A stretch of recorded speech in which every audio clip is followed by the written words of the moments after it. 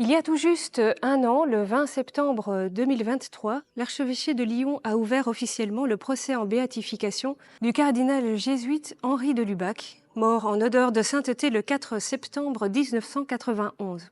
Henri de Lubac, qui a vécu la majeure partie de sa vie à Lyon, fut incontestablement l'un des plus grands théologiens du siècle dernier.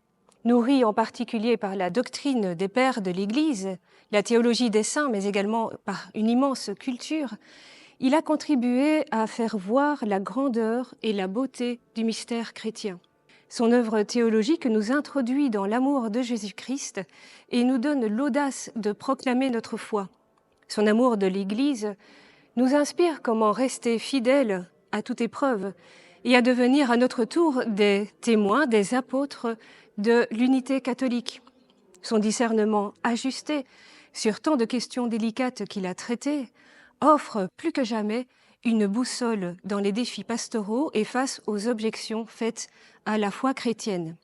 Ce procès de béatification est donc un signe d'espérance providentielle pour l'Église universelle et pour notre temps.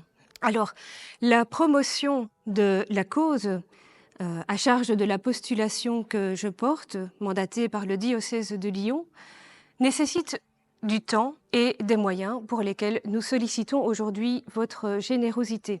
À côté des frais de bureau, de déplacement et des coûts postaux, par exemple, il y a surtout le travail de communication orale et écrite pour vulgariser la pensée du père de Lubac auprès du plus grand nombre, mais également le travail d'expertise, de recherche, d'analyse pour promouvoir la réception de son œuvre, en particulier dans les milieux académiques.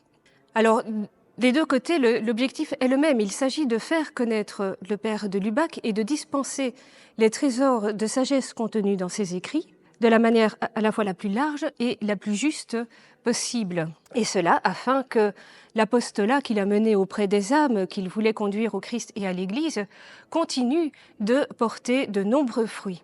À cette fécondité, vous pouvez prendre part par le soutien irremplaçable de votre prière, mais également par votre générosité pour laquelle déjà je vous exprime toute notre gratitude.